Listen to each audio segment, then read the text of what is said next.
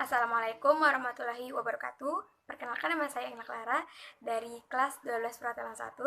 Saya akan menceritakan teks cerita sejarah yang berjudul Asal Mula Air Makung yang berasal dari Desa Tarusa, Sumbawa, Nusa Tenggara Barat. Air makung adalah sejenis air sungai yang terasa sepat dan dipercaya dapat menimbulkan penyakit. Alkisah, di sebuah desa terdapat seorang kepala desa, atau biasa mereka menyebutnya dengan Datuk, yang bernama Datuk Palui. Datuk Palui memimpin di sebuah desa yang sangat tentram, yang bernama Desa Jompang.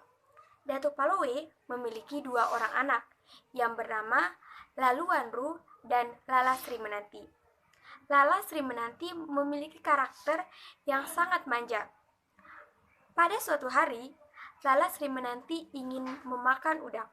Kemudian, ia pun berkata kepada ayahnya, "Ayah, Lala ingin makan udang."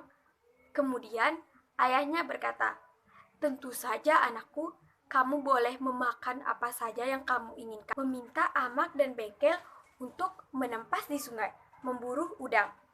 Kemudian, Lala Sri Menanti pun berkata, "Ayah, Lala ingin ikut bersama Amak dan Bengkel." Ayahnya pun mengikuti permintaan anaknya. Lala Sri Menanti pun ikut bersama Amak dan Bengkel.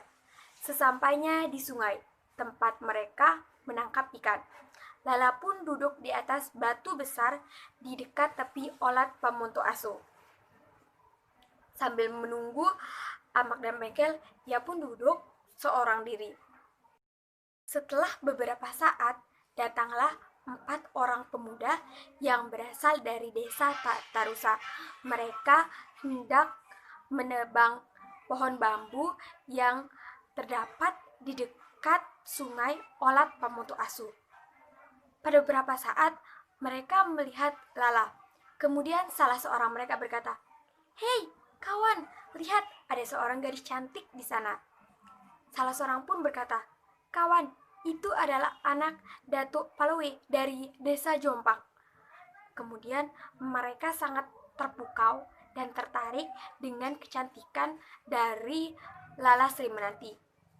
Mereka pun berkata dalam hatinya, siapa sangka ternyata mereka lebih tertarik dengan perhiasan yang digunakan oleh Lala Sri Menanti. Mereka pun membuat siasat di mana mereka akan mengambil semua perhiasan yang digunakan oleh Lala Sri Menanti tanpa diketahui oleh Amak dan Bangkel. Mereka kemudian menyergap Lala Sri Menanti. Tersontak bukan main, Lala Sri Menanti pun kaget dan sempat berteriak. Namun naasnya, mulut Lala Sri Menanti ditutup dengan sehelai kain, sehingga ia tidak dapat mengeluarkan suara. Setelah diambil perhiasannya dan dirampas, diambillah parang dari pinggang seorang dari pemuda. Kemudian memotong tangan kanan Lala Sri Menanti. Karena kehabisan darah, Lala Sri Menanti pun meninggal. Keempat pria itu pun meninggalkan Lala Sri Menanti seorang diri di dekat tepi sungai Olat Pamonto Asu.